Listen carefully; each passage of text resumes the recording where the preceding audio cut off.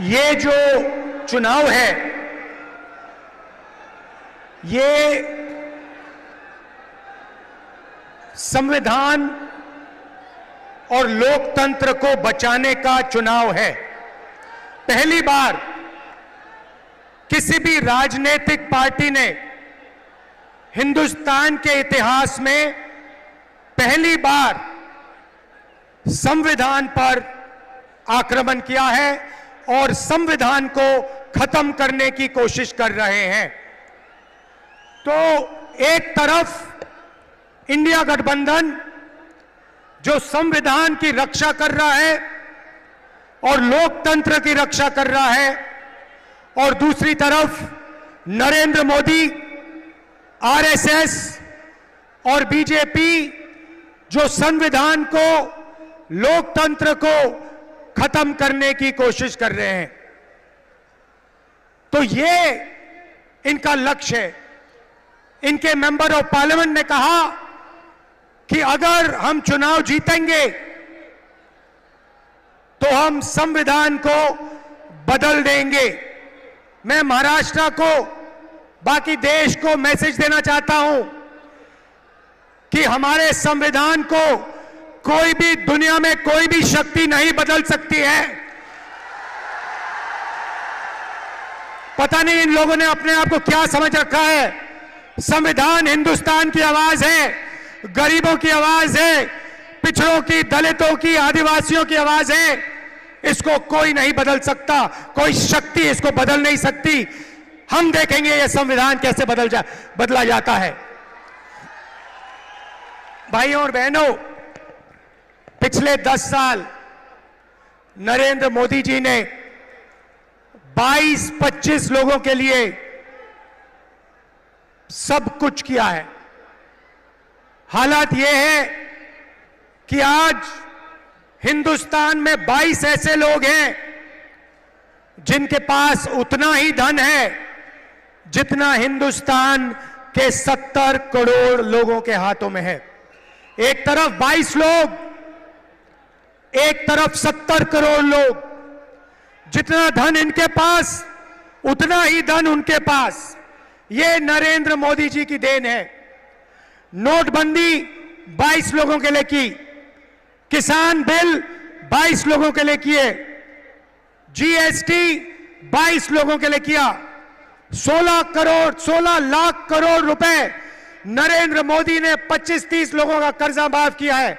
मैं आज आपसे पूछना चाहता हूं, हिंदुस्तान के किसानों का, मजदूरों का, पिछड़ों का, दलितों का, स्टूडेंट्स का नरेंद्र मोदी जी ने कितना कर्जा माफ किया?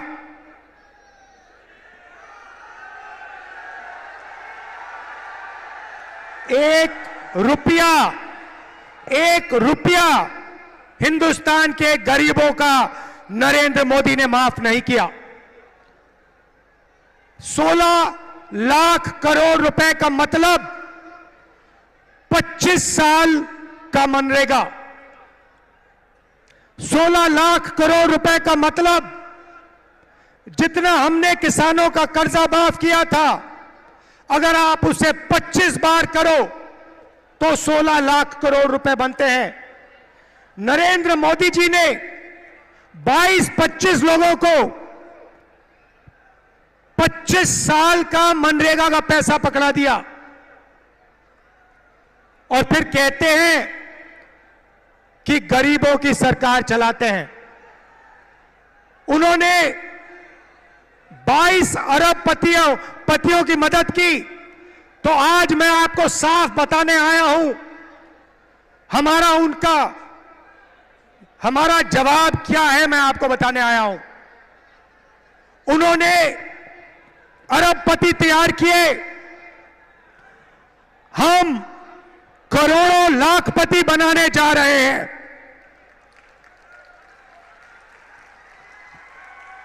अब आप कहोगे राहुल जी, इंडिया की सरकार, कांग्रेस पार्टी की सरकार करोड़ों लाखपति कैसे बनाएगी? ये आज मैं आपको बताने आया हूं। हमारा मैनिफेस्टो पढ़िए। सबसे पहला काम महालक्ष्मी योजना। हर गरीब परिवार की हम लिस्ट बनाएंगे। हिंदुस्तान में करोड़ों लोग गरीबी रेखा से नीचे रहते हैं, उनकी लिस्ट बनेगी। अच्छी तरह सुनिए, और जो यहां महिलाएं आई हैं, आप इस बात को अच्छी तरह सुनिए। हर गरीब परिवार की लिस्ट बनेगी और हर गरीब परिवार में से एक महिला का नाम चुना जाएगा और उस महिला के बैंक अकाउंट में कांग्रेस पार्टी की सरकार, इंडिया गठबंधन की सरकार हर साल सीधे बैंक अकाउंट में 1 लाख रुपया डालने जा रही है।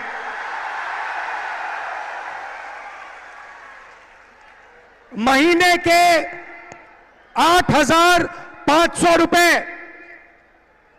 साल के 1 लाख रुपए करोड़ों महिलाओं के बैंक अकाउंट में हर महीने ठकाठक ठकाठक ठकाठक ठकाठक ठकाठक ठकाठक ठकाठक। आप अरबपति बनाओ, हम लाखपति बनाएंगे। आप 25 अरबपति बनाओ, हम करोड़ों लाखपति बनाएंगे। भाई और बहनों, सीधी सी बात है और महिलाएं ये बात अच्छी तरह समझेंगी। हिंदुस्तान में 21वीं सदी में स्त्री और पुरुष दोनों जॉब करते हैं। सही सही। मनरेगा महिलाएं भी करती हैं, पुरुष भी करते हैं। सही। तो जब आप जॉब करते हो, 8-10 घंटे की जॉब करते हो, स्त्री को भी पैसा मिलता है, पुरुष को भी पैसा मिलता है। सही। ठीक है। मगर हर महिला, इस देश की हर महिला 8 घंटे घर के बाहर जॉब करती है और फिर 8 घंटे घर में जॉब करती है। खाना भोजन बनाती है, बच्चों की देखभाल करती है, भविष्य की, हिंदुस्तान की के भविष्य की रक्षा करती है। मगर 8 घंटे के लिए आपको पैसा मिलता है, मगर जो घर में आप काम करती हैं उसके लिए आज तक आपको किसी सरकार ने पैसा नहीं दिया। यह बात शायद पुरुषों को अच्छी ना लगे, मगर यह हिंदुस्तान की सच्चाई है। देखिए, महिलाएं सब मुस्कुरा रही हैं, ये समझ गई बात। इसीलिए हिंदुस्तान की गरीब महिलाओं के बैंक अकाउंट में 1 लाख रुपए हर साल, 8,500 रुपए हर महीने, ठकाठक ठकाठक ठकाठक ठकाठक ठकाठक। दूसरी बात, यहां बहुत सारी आशा और आंगनवाड़ी की महिलाएं हैं, उनको सीधा मैसेज देना चाहता हूं, आपकी आमदनी हम दुगनी करने जा रहे हैं और हिंदुस्तान की सरकार में और पब्लिक सेक्टर में महिलाओं को 50% रिजर्वेशन देने जा रहे हैं।